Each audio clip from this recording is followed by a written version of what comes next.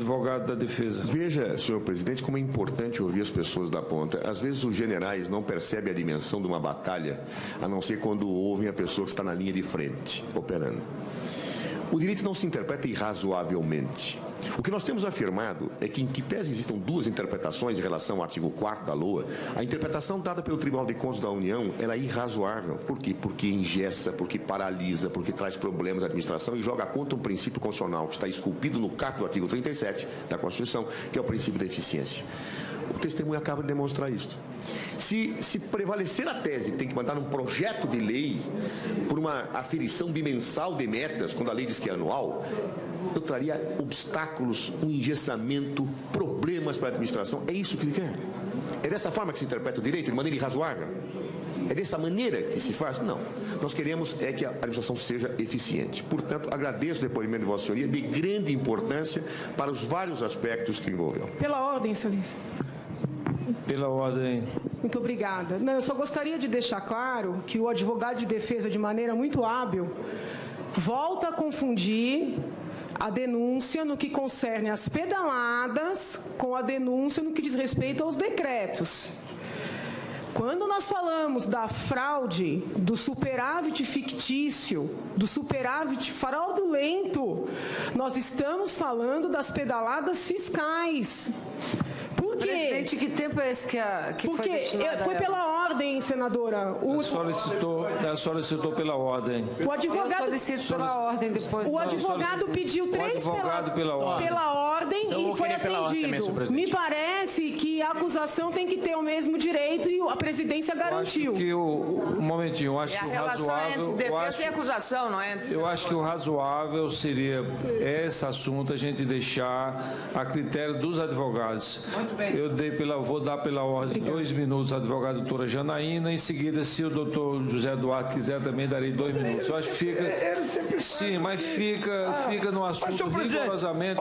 Eu quero fazer aqui o seguinte: o doutor José Eduardo Cardoso, com muita habilidade, ele faz o discurso que ele quer e como se ele tivesse extraído do depoente.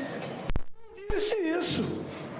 Então, fica uma coisa de maluco também. A toda hora, a todo instante, a todo momento. Vamos deixar essa questão feita exclusivamente dos advogados. 2 minutos, senadora Janaína Conceição. 2 minutos. É muito importante recordar, porque estrategicamente a defesa fez o quê?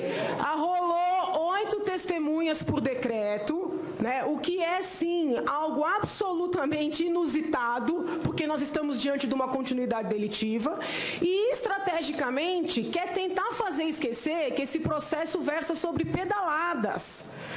Que é uma situação muito grave, porque os bancos públicos foram instrumentalizados.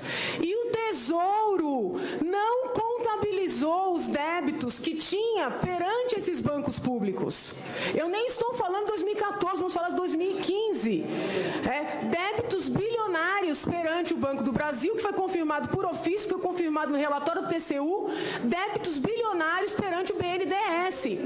Quando na denúncia a acusação fala da fraude e do superávit fictício e não errou, e eu reitero isso aqui, por quê? Porque como o Tesouro escondeu um débito bilionário, isso não foi levado em consideração.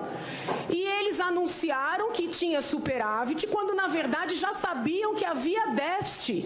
Senão, nada explica sair de um superávit de 60 bilhões e de repente cair para um déficit de 60 bilhões, numa questão de um mês. Então, a acusação está muito convicta. Agora, o advogado, que foge o tempo inteiro de fazer a defesa destes pontos, e estrategicamente tenta reduzir uma denúncia que trata de pedaladas em vários bancos públicos, que trata de 2014 e 2015, ele tenta reduzir a 4 decretos.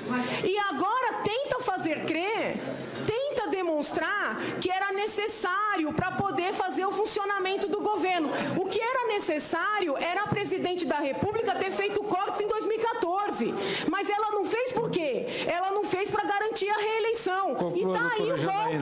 Esse é o único golpe que existiu nesse processo. Dela, do PT, contra o povo brasileiro.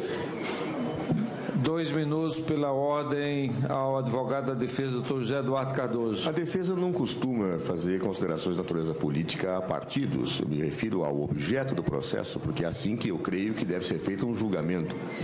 E posso dizer a Vossa Senhoria, a Vossa Excelência, senhor presidente, senhores senadores, que não foi a defesa que definiu que eram 4 decretos. Foi a Câmara, no seu relatório, foi o Supremo Tribunal Federal que circunscreveu o objeto e, a posterior, essa comissão por uma posição do próprio relator Anastasia. Ou seja, foi a comissão quem definiu o objeto corretamente a partir do que a Câmara havia decidido. Então, com todas as vênias, o que for estranho a esse objeto não pode ser colocado, em que pese, muitas vezes, se queira colocar outras questões. Segundo, a defesa faz os discursos porque acredita que eles estão corretos, se não for achasse, não os faria. E posso ponderar que, relativamente às testemunhas, eu não fiz nenhuma alteração do que a testemunha disse, eu fiz uma consideração de algo que está dito na nossa defesa. A nossa defesa diz claramente, senhores senadores, que há erros conceituais na denúncia. Claro, há erros conceituais na denúncia. E nas alegações finais, nós demonstraremos isto, mostrando como há equívocos conceituais relativos à situação orçamentária. Por que isso? Porque se tentou, efetivamente, construir retoricamente esses de crimes que não se colocam. Apenas digo, senhor presidente, que nesse momento faço o exercício do direito de defesa no tempo que me foi dado. Aliás, eu nunca passei um segundo do meu tempo naquilo que me foi dado por Vossa Excelência, como Vossa Excelência sempre tem confere. Eu nunca precisei ser interrompido das minhas falas. E acho, nobre senador, que eu acho que o direito de defesa ele deve se comportar dentro das regras, mas deve ser profundamente respeitado, em que pese as discordâncias que se coloquem. E nem pode ser coagido, intimidado ou qualquer tentativa obstaculizado, porque é o que diz o artigo 5º 55 da Constituição Federal e é o que consta daquilo que é um dos princípios basilares do próprio Estado de Direito. Eram as ponderações que teria que fazer, estritamente dentro do meu prazo, senhor presidente.